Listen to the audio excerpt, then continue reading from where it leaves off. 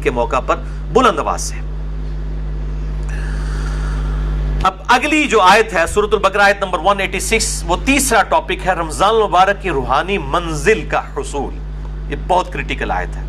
اس آیت پہ کم از کم میں 5 گھنٹے بول سکتا ہوں فی البدی. وَإِذَا سَأَلَكَ عِبَادِي عَنِّي فَإِنِّي قَرِيبٌ، اے میرے محبوب صلی اللہ علیہ وآلہ وسلم، جب میرے بندے آپ سے میرے متعلق سوال کرتے ہیں تو فرماؤ میں تمہارے بالکل قریب ہوں. اجیب دعوت الداعی اذا دعان، ہر پکارنے والے کی پکار کو سنتا ہوں جب وہ مجھے پکارتا ہے. لیکن شرط کیا ہے؟ فَلْيَسْتَجِيبُوا لِي وَلْيُؤْمِنُوا بِي لَعَلَّهُمْ يَرْشُدُونَ، لیکن لوگوں کو بھی چاہیے کہ وہ میرا حکم مانے اور مجھ پر ایمان لائیں جیسا کہ ایمان لانے کا حق ہے، تاکہ وہ ہدایت پا جائیں، رشد و ہدایت پا جائیں. یعنی یہ ون وے ٹریفک نہیں ہے. گاڈ کو رسپانس کریں گے پھر آگے سے رسپانس ملے گا. والذین جاہدوا فینا لنہدینہم سبلنا، جو لوگ ہماری راہ میں کوشش کریں گے ہم ان کے لیے اپنی راہیں کھولیں گے. یہ نہیں ہے کہ انسان جو ہے وہ کوشش کوئی نہ کرے اور پھر کہے کہ اللہ تعالیٰ میرے ساتھ وہ والا معاملہ فرمائے. نہیں، جب میرے بندے آپ سے میرے متعلق سوال کریں فرما دیجئے میں تمہارے بالکل قریب ہوں، ہر پکارنے والے کی پکار کو سنتا ہوں جب وہ مجھے پکارے. لیکن لوگوں کو بھی چاہیے کہ میرا حکم مانے اور مجھ پر ایمان لائیں جیسا کہ ایمان لانے کا حق ہے.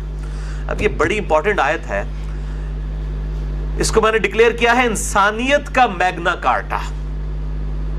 13ویں صدی عیسوی کے اندر اور بعد میں پھر 17ویں صدی عیسوی کے اندر ریوائز کیا گیا. میگنا کارٹا ایک آئینی چارٹر تھا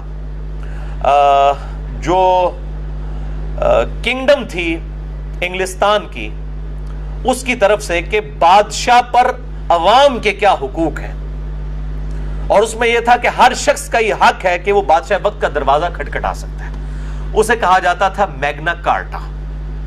انسانیت کا میگنا کارٹا یہ ہے کہ اللہ تعالیٰ فرماتا ہے کہ ہر شخص مجھ سے رابطہ کر سکتا ہے. جب میرے بندے میرے متعلق اے محبوب صلی اللہ علیہ وآلہ وسلم آپ سے سوال کریں تو آپ فرمائیے میں تمہارے بالکل قریب ہوں. اب یہ بڑا اچھا موقع تھا کہ جب میرے بندے آپ سے میرے بارے میں پوچھیں تو آپ فرما دیجئے کہ میں عرش کے اوپر ہوں. یہ بھی تو کہا جا سکتا تھا. جس طرح آج سلفیوں کو فکر پڑ جاتی ہے جی یہ وہ قریب کہہ دیا تو وہ کہیں وہ وحدت الوجود نہ ہو جائے، فلاں نہ ہو جائے، یہ نہ. یہ تو بڑا خطرناک موقع تھا، یہاں تو یہ بات ہی نہیں کرنی چاہیے تھی. تو اس لیے میں نے اس اعتبار سے بڑے ہی ایکسٹریم رویے ہیں جہمیہ کی طرف سے بھی اور آج کے بعض سلفی علماء کی طرف سے بھی، یہ بہت ایکسٹریم رویے ہیں. اللہ تعالیٰ اپنے عرش پر مستوی ہے جیسا کہ اس کی شان کے لائق ہے، اور وہ عرش پہ ہوتے ہوئے ہمارے ساتھ ہے جیسا کہ اس کی شان کے لائق ہے. اس کی تعویل کرنا جو ہے 11,000 وولٹ کو ہاتھ ڈالنے والی بات ہے. ورنہ صحیح مسلم میں حدیث ہے کہ ہر شخص کا دل رحمان کی 2 انگلیوں میں ہے. یہ کہتے ہیں جی وہ اگر آپ کہیں گے اللہ ہمارے ساتھ ہے جب آپ ٹوائلٹ جاتے ہیں اس وقت بھی اللہ ہوتا ہے، تو ان سے آگے پھکی والا سوال کریں کہ جب آپ ٹوائلٹ میں جاتے ہیں اس وقت رحمان کی 2 انگلیوں میں اللہ آپ کا دل ہوتا ہے؟ اب تو آپ الفاظ کو نہ پھر تعویل نہ کریں. یہ بڑا خطرناک معاملہ ہے. یہاں پہ بھی دیکھیں جب میرے بندے میرے بارے میں پوچھیں تو فرماؤ بالکل قریب ہوں تمہارے. کیسے قریب ہوں؟ جیسا کہ اس کی شان کے لائق ہے. اس حوالے سے ایک میرا کلپ ہے جس میں میں نے حنفیوں اور سلفیوں دونوں کے ایکسٹریم رویوں کا رد کیا ہے، کیونکہ حنفی بعض کا بالکل جہمیوں والا عقیدہ پروپیگیٹ کرتے ہیں اور بعض سلفی، ساروں کی نہیں میں بات کر رہا، بعض سلفی جو ہیں بالکل مجسمہ والا عقیدہ پروپیگیٹ کرتے ہیں. میرا ایک کلپ ہے یوٹیوب پہ، آپ لکھیں رومن میں اللہ کہاں ہے یا انگلش میں لکھ دیں ویئر از اللہ، سب سے ٹاپ پہ میرا وہ کلپ انشاءاللہ کھل جائے گا جس میں میں نے میرا خیال 12-13 منٹ میں یہ معاملہ کلیئر کیا ہے. تو میں یہ کسی موقع پہ بھی نہیں چھوڑوں گا کہ میں یہ ضرور ایڈریس کروں گا کہ اللہ تعالیٰ کے بارے میں عقائد اس طریقے سے پروپیگیٹ نہ کریں کہ وہ قیامت والے دن تواڈے گاٹے فٹ ہو جان. بالکل اللہ تعالیٰ عرش پہ ہے جیسا اس کی شان کے لائق ہے. الرحمن علی العرش استویٰ، اور قرآن میں نحن اقرب الیہ من حبل الورید، ہم تمہاری رگ جان سے بھی زیادہ تمہارے قریب ہیں جیسا کہ اس کی شان کے لائق ہے. تم 3 نہیں ہوتے، چوتھا وہ تمہارے ساتھ ہوتا ہے. تم 5 نہیں ہوتے، چھٹا وہ تمہارے ساتھ ہوتا ہے. وَهُوَ مَعَكُمْ أَيْنَمَا كَانُوا، تم جہاں کہیں بھی ہو تمہارے ساتھ ہوتا ہے. کیسے ہوتا ہے؟ جیسا کہ اس کی شان کے لائق ہے. آپ کیوں اس میں انجینئرنگ کرنے کی کوشش کر رہے ہیں، اس کی ڈیٹیلز میں جانے کی؟ اللہ کی صفات لَيْسَ كَمِثْلِهِ شَيْءٌ، اللہ کی مثل کوئی شے نہیں. نہ جہمیہ بنے نہ مجسمہ بنے. یہ بہت خطرناک معاملہ ہے اور اس میں ڈر جانے کا مقام ہے. اب یہ روحانی منزل ہے کہ رمضان کی آیات کے بیچ میں یہ آیت کیوں ڈالی گئی ہے کہ جب میرے بندے تم سے میرے متعلق پوچھیں تو فرماؤ میں تمہارے بالکل قریب ہوں، ہر پکارنے والے کی پکار کو سنتا ہوں. کیوں؟ دیکھیں انسان جس ہستی کے لیے قربانیاں کر رہا ہوتا ہے، انسان کی یہ خواہش ہوتی ہے کہ میرا اس کے ساتھ کوئی تعلق قائم ہو جائے۔ رمضان مبارک میں کیا ہوتا ہے کہ دن کے وقت ہم روزہ رکھ کر اپنے کھانے پینے اور باقی جو ضرورتیں ہیں ان سے کنارہ کشی اختیار کر کے بیسیکلی اپنے حیوانی جسم کو کمزور کرتے ہیں، اور رات کو قرآن پاک کی قرات سن کر قیام اللیل میں اپنے روحانی جسم کو مضبوط کرتے ہیں۔ دونوں طرف سے آپ دیکھیں، ادھر سے جسم کمزور ہو رہا ہے اور یہاں سے روح کو غذا مل رہی ہے، تو ظاہر ہے کہ جب جسم کمزور ہوگا، روح کو غذا ملے گی تو روحانی پہلو انسان کا ڈومیننٹ ہو جائے گا۔ پھر اس کے بعد اندر سے خود یہ آواز اٹھے گی، صحابہ سے اٹھتی تھی کہ جس رب کے لیے ہم قربانیاں کر رہے ہیں وہ رب کدھر ہے؟ وَإِذَا سَأَلَكَ عِبَادِي عَنِّي فَإِنِّي قَرِيب، اے میرے محبوب صلی اللہ علیہ وآلہ وسلم، جب میرے بندے آپ سے میرے بارے میں پوچھے تم فرماؤ میں تمہارے بالکل قریب ہوں، کوئی ٹینشن نہ لو، جس رب کے لیے قربانیاں کر رہے ہو نا وہ ہر وقت تمہارے ساتھ ہے، تمہاری قربانیاں رائے گاں نہیں جائیں گی۔ یہ دن کے وقت بھوک کی تکلیف، پیاس کی تکلیف برداشت کرنا اور رات کو جگراتا کاٹنا، قیام اللیل کر کے، یہ قربانیاں رائے گاں نہیں جائیں گی۔ اور جب انسان کو یہ یقین ہونا کہ جس کے لیے انسان قربانی کر رہا ہے وہ اس کو دیکھ رہا ہے اس حال میں، تو انسان کو صبر نصیب ہو جاتا ہے۔ یہ دنیا میں بھی ہے، آپ کسی دنیاوی دوست کے لیے قربانی کریں اور تکلیف اٹھائیں اور آپ کو یہ پتا چل جائے کہ آپ کے دوست کو بھی یہ بات پتا چل گئی ہے کہ آپ کو اس کی تکلیف اٹھانی پڑ رہی ہے، تو ایک اندر سے روحانی خوشی ملتی ہے کہ یار جس کے لیے کر رہا تھا اس کو پتا چل گیا کہ میں نے اس کے لیے قربانی کی ہے۔ اور جس اللہ کے لیے، جس نے ہمیں یہ سب کچھ دیا، ہمیں جان دی، اچھا جسم دیا، بال بچے دیے اور یہ دنیاوی سرکمسٹانسز دیے، اور پھر الٹیمیٹلی جنت میں ہمیشہ کی کامیابیاں انشاءاللہ مقدر ہونے والی ہیں، تو اس اللہ کے لیے بھی جب انسان اپنی کوئی قربانی پیش کرتا ہے تو انسان کے اندر سے یہ خواہش پیدا ہوتی ہے، اور اسی کا ذکر ہے جب میرے بندے پوچھیں فرماؤ تمہارے بالکل قریب ہوں، ہر پکارنے والے کی پکار کو سنتا ہوں، بشرطے کہ وہ میری بات بھی مانے اور مجھ پر ایمان لائے جیسا کہ ایمان لانے کا حق ہے۔ اسی کانٹیکسٹ میں 2 لیکچر بڑے امپورٹنٹ ہیں۔ مسئلہ نمبر 3 دعا صرف اللہ ہی سے، اس میں بھی میں نے اس کو ایڈریس کیا تھا، اور اسی کی ایکسٹینشن ہے مسئلہ نمبر 43 وسیلہ اور توسل کے صحیح احکام و مسائل، اور آج اس کی ڈیٹیل میں نہیں جاؤں گا۔ اگلی آیت سورۃ البقرہ آیت نمبر 187، یہ چوتھا ٹاپک ہے روزوں سے متعلق فقہی احکام و مسائل۔ اگلے ہفتے میں انشاءاللہ 70 کے قریب کور کروں گا، بہرحال کچھ اس میں کور ہو رہے ہیں، ان کو بھی اگلی دفعہ ڈیٹیل سے، آج صرف میں سرسری گزروں گا۔ احل لکم لیلۃ الصیام الرفث الی نسائکم، تمہارے لیے حلال کر دیا گیا ہے رمضان کی راتوں میں اپنی بیویوں کے ساتھ ازدواجی تعلق۔ ہن لباس لکم وانتم لباس لہن، تمہاری بیویاں تمہارا لباس ہے اور تم ان کا لباس۔ لباس اور جسم میں کوئی پردہ نہیں ہوتا، میاں بیوی ایک دوسرے کی عفت اور عصمت کی حفاظت کرنے کے اعتبار سے بھی لباس ہیں اور باقی بھی لباس تو ہیں۔ علم اللہ انکم کنتم تختانون انفسکم، اللہ تعالیٰ نے یہ جانچ لیا کہ تم اپنے جی میں خیانت کرتے تھے، گلٹی فیل کرتے تھے، فتاب علیکم، تو اللہ نے تم پر رجوع فرمایا، وعفا عنکم، اور تمہارے لیے ڈھیل فرما دی، تمہیں معاف فرما دیا، تمہارے لیے آسانی کر دی۔ فالآن باشروہن، پس آؤ اور اپنی بیویوں کے ساتھ ازدواجی تعلق قائم کرو، وابتغوا ما کتب اللہ لکم، اور اللہ سے طلب کرو جو اللہ نے تمہارے لیے مقدر کیا ہے، یعنی کہ نیک اولاد۔ اس آیت کے کانٹیکسٹ میں صحیح بخاری کے اندر انٹرنیشنل نمبر کے مطابق 4508 نمبر حدیث ہے۔ برا بن عازب رضی اللہ تعالیٰ عنہ کہتے ہیں کہ صحابہ اکرام کے 2 گروہ تھے، ایک وہ تھے کہ جب رمضان کے روزے فرض ہوئے تو دن کے وقت تو ظاہر ہے کہ وہ بیویوں کے ساتھ ازدواجی تعلق نہیں رکھتے تھے روزے کی وجہ سے، لیکن بعض ایسے تھے جو رات کے وقت بھی اپنی بیویوں کے ساتھ تعلق نہیں رکھتے تھے، اور وہ سمجھتے تھے کہ یہ رمضان پورے کا پروٹوکول ہے، اور بعض ایسے تھے جو رات کے وقت تعلق قائم کرتے تھے اور وہ یہ سمجھتے تھے کہ یہ روزہ تو کھل چکا ہے، اب کوئی مسئلہ نہیں ہے، اور وہ لوگ حق پر بھی تھے، لیکن ساتھ ہی ان کے دل میں گلٹ بھی رہتا تھا۔ یہ جو الفاظ آئے نا کہ کنتم تختانون انفسکم، تم اپنے جی میں خیانت محسوس کرتے تھے، خیانت ہے نہیں تھی لیکن اندر سے محسوس کرتے تھے کہ واضح حکم نہیں آیا, کہیں ہم غلطی نہ کر رہے ہو. تو اللہ تعالیٰ نے پھر حکم نازل فرما دیا تاکہ تمہارے لیے آسانی ہو جائے. تو پھر اللہ تعالیٰ نے یہ آیات نازل فرمائی کہ کوئی اس میں ممانعت نہیں ہے. دن کے وقت یہ پروٹوکول ہے روزے کا, کھانا پینا اور ازدواجی تعلق والا معاملہ جو ہے اس سے بچنا ہے. رات کے وقت کا یہ معاملہ نہیں ہے.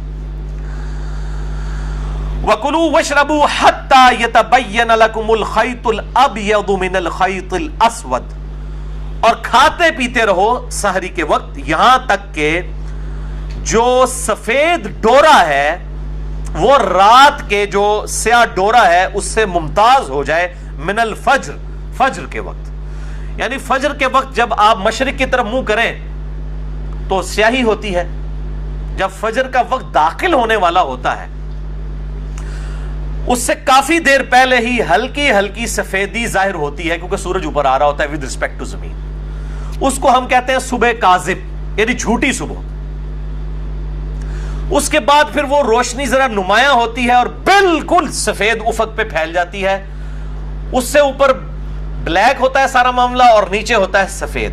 اس کو ہم کہتے ہیں صبح صادق. اس وقت فجر کا وقت داخل ہو جاتا ہے. وہ کالا اور سفید ڈورا ہے, فجر کا وقت داخل ہو جاتا ہے اور سحری کا وقت ختم ہو جاتا ہے.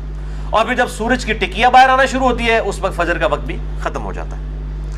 تو یہ کہا جا رہا ہے فجر کے وقت جو سفید اور سیاہ ڈورے ہیں جب وہ ممتاز ہو جائیں, یعنی صبح کاذب صبح صادق میں کنورٹ ہو جائے, پھر کھانا پینا چھوڑ دو. آج کل بڑا آسان ہے, وہ ٹائم ٹیبل بنے ہیں, میں انشاءاللہ اگلی دفعہ بتاؤں گا. اینڈرائڈ ایپس بنی ہیں پرو مسلم اور باقی, میں انشاءاللہ اگلی دفعہ ڈیٹیل کے ساتھ اسے ڈسکس کروں گا. بہرحال اسی کانٹیکسٹ میں صحیح بخاری میں ایک حدیث ہے 4509. عدی ابن حاتم کہتے ہیں کہ جب میں نے یہ آیت پڑھی تو انہوں نے اپنے تکیے, اپنے سرہانے, ایک سفید رنگ کا دھاگا اور ایک کالے رنگ کا دھاگا رکھ لیا اور وہ رات کے اندھیرے میں اس کو دیکھتے رہتے تھے. جب ان دونوں کا کلر واضح ہو جاتا تھا نا تو وہ کہتے تھے اچھا اب سحری کا وقت ختم ہو گیا. تو نبی صلی اللہ علیہ وآلہ وسلم کو آ کر عرض کی تو آپ صلی اللہ علیہ وسلم مسکرائے اور آپ نے مزاح کے طور پہ فرمایا کہ تیرا تکیہ اتنا چوڑا ہے کہ آسمان کے ڈورے اس کے نیچے آ جاتے ہیں. اس سے مراد آسمان کے ڈورے ہیں, آسمان پہ جو سفید اور سیاہ ڈورا ہے یہ والے ڈورے نہیں ہیں. اس سے یہ بات پتہ چلی کہ اجتہاد صحابی کا بھی غلط ہو سکتا ہے صحیح حدیث کے مقابلے پہ. اب انہوں نے اجتہاد ہی کیا نا, تو نبی صلی اللہ علیہ وسلم کی صحیح حدیث انہیں پہنچی تو ان کو پتہ چلا کہ یہ اجتہاد غلط تھا. یہ پکی ہے خصوصاً اپنے مقلدین علماء اور بھائیوں کے لیے جو کہتے ہیں جی اجتہاد. تو یہ اجتہاد کو ہم بھی مانتے ہیں لیکن کتاب و سنت اجماع کے بعد. اجتہاد تو صحابی کا بھی غلط ہو سکتا ہے کتاب و سنت کے مقابلے میں. وہ صحابی کا اجتہاد ہی تھا نا کہ کالا اور سفید ڈورا, انہوں نے اپنے دماغ سے سوچا, لیکن اللہ کے نبی کی حدیث آئی, آپ نے فرمایا کہ نہیں اس سے مراد وہ ہے. تو اب اس میں کوئی ضد نہیں کرنی چاہیے. تو قرآن حکیم میں ہر چیز موجود ہے, انسان تھوڑا سا تفکر کرے تو حق بات انسان کو پتہ چل جائے گی. ثم اتم الصیام الی اللیل, اور پھر اس کے بعد روزے کو رات تک مکمل کرو. اب یہ بڑا کڑوا ٹاپک ہے اور بون آف کنٹینشن ہے سنی اور شیعہ کے درمیان. میں انشاءاللہ اگلی دفعہ یہ مسئلہ بھی حل کر دوں گا. یہاں پہ الفاظ یہ نہیں ہے کہ روزے کو مکمل کرو شام تک, یہ الفاظ ہیں روزے کو مکمل کرو رات تک. اور رات کی ڈیفینیشن کے اعتبار سے جو اختلاف پایا جاتا ہے, میرے نزدیک سنی اور شیعہ دونوں ہی اپنی جگہ موقف پہ درست ہیں. اور بسا اوقات سنی علماء جو ہیں وہ شیعہ کے ساتھ بالکل خیانت کر رہے ہوتے ہیں اس مسئلے میں, اور بعض اوقات شیعہ جو ہیں وہ اہل سنت کے ساتھ خیانت کر رہے ہوتے ہیں. میں انشاءاللہ اگلی دفعہ اس مسئلے کو ڈسکس کروں گا. اور دونوں نے ون سائیڈڈ باتیں پکڑی ہوئی ہیں. اب یہ سارے حدیث بتا رہے ہوتے ہیں جی افطار میں جلدی کرو, حالانکہ یہ بھی حدیث موجود ہے قیامت والے دن آپ صلی اللہ علیہ وسلم کو ایسا منظر بھی دکھایا گیا ہے کہ دوزخ کے اندر لوگ الٹے لٹکے ہوئے ہیں جو وقت سے پہلے روزہ کھول لیا کرتے تھے. اب ہم یہ پوچھتے ہیں یہ وقت سے پہلے کھولنے والے کون ہیں؟ اہل تشیع کے بارے میں تو یہ ہے کہ وہ لیٹ کھولتے ہیں. پہلے کون کھول رہے ہیں؟ پہلے وہ کھول لیں جن کے ٹائم ٹیبل غلط بنے ہوئے ہیں. ان کو شرم بھی نہیں آتی, ہر سال لوگوں کے روزے ہیں وہ جی افطار میں جلدی کریں. افطار میں جلدی کا یہ مطلب تو نہیں کہ آپ روزہ ابھی گروپ پورا بھی نہیں ہوا اور آپ کے بزرگ بابے غلط ٹائم ٹیبل بنا گئے ہوئے ہیں, آپ ان کے مطابق چلیں. میں نے ہمارے جیلم میں تو میں نے خصوصاً اہل حدیث مکتبہ فکر کے تو روزے شاید 25-30 سال سے کسی کا بھی صحیح نہ ہو, کیونکہ ان کا ٹائم ٹیبل مغرب کے وقت 4-5 منٹ جو ہے پہلے ہے. اور کئی بار بالکل آپ بلند مقام پہ چڑھے تو آپ کو روشنی نظر بھی آئے گی. ان کو بتایا کہ بھی آپ دارالاسلام پبلیکیشن خود اہل حدیث کا ادارہ ہے, ان کا آپ ٹائم ٹیبل دیکھ لیں, اس میں 4-5 منٹ کا آپ کا فرق ہے. تو یہ انشاءاللہ میں اگلی دفعہ اس کو ڈسکس کروں گا, چھوڑوں گا نہیں, کیونکہ اللہ تعالیٰ نے جڑی شے مسلط کر دیتی ہے وہ تو پھر مسلط ہوئے گی انشاءاللہ تعالی. وَلَا تُبَاشِرُوهُنَّ وَأَنْتُمْ عَاكِفُونَ فِي الْمَسَاجِدِ, اور عورتوں کے ساتھ ازدواجی تعلق مت قائم کرو جب تم مسجدوں میں اعتکاف کیے ہوئے ہو. اس سے یہ بات پتہ چلی کہ عورت بھی مسجد میں اعتکاف کر سکتی ہے, لیکن میں نے پچھلی دفعہ بتایا تھا جب حالات فیوریبل ہوں. آج کے جو حالات ہیں اس کے اندر بہتر یہ ہے کہ عورت گھروں میں ہی اعتکاف کرے. اس کی وجہ یہ ہے کہ آج کل یہ سیلفی فون اور یہ باقی جو بیماریاں ہیں اس کی وجہ سے کچھ ہو جائے گا, الا یہ کہ جہاں پہ آپ کو کنفرم ہو کہ اس طرح کی کوئی بےہودگی نہیں ہے تو وہاں پر سیکیورٹی بھی ہو ہر اعتبار سے. تو جب تم مسجدوں میں اعتکاف کرو تو پھر مسجد میں اعتکاف کرنے والا اپنی بیوی کے ساتھ ازدواجی تعلق قائم نہیں کر سکتا اگر اس کی بیوی نے بھی ساتھ اعتکاف کیا ہوا ہے. تلک حدود اللہ, یہ اللہ کی حدیں ہیں. فلا تقربوها, اور ان حدوں کے قریب بھی مت پھٹکنا.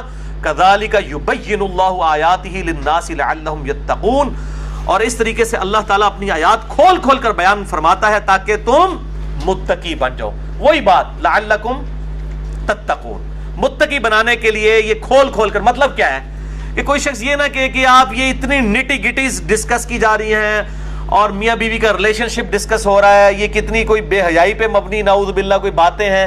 تو اللہ تعالیٰ ہمارے ہم آیات کھول کھول کر بیان کر رہے ہیں. اللہ کا مقصد وہ یہ نہیں ہے کہ وہ کسی کے اوپر زبردستی کوئی چیز امپلیمنٹ کرنا ہے, بلکہ احکامات کو کھول کر بیان کرنا ہے. اس میں کوئی بے حیائی والا معاملہ نہیں ہے. اب آخری آیت اسی کانٹیکسٹ میں سورۃ البقرہ کی آیت نمبر 188, جس میں 5واں ٹاپک ہے روزوں سے تقوی کے حصول کا لٹمس ٹیسٹ. ہاں جی, یہ آ رہی ہم کوڑیاں گلا, کس کے روزے قبول ہیں اور کون روزے کا مقصد حاصل کرے گا؟ تقوی والا. بڑا خطرناک لٹمس ٹیسٹ آیا چیک کرنے کے لیے, ٹیسٹر. وَلَا تَأْكُلُوا أَمْوَالَكُمْ بَيْنَكُمْ بِالْبَاطِلِ, مت ہڑپ کرو آپس میں ایک دوسرے کا مال حرام طریقے سے. اب رمضان کا مہینہ آ رہا ہے, چیزیں مہنگی کر دی ہیں, ملاوٹ کرنی شروع کر دی ہے, اور وہ سمجھ رہے ہیں رمضان کا مہینہ تو ہم برکتیں لوٹ رہے ہیں, لعنتیں لوٹ رہے ہیں.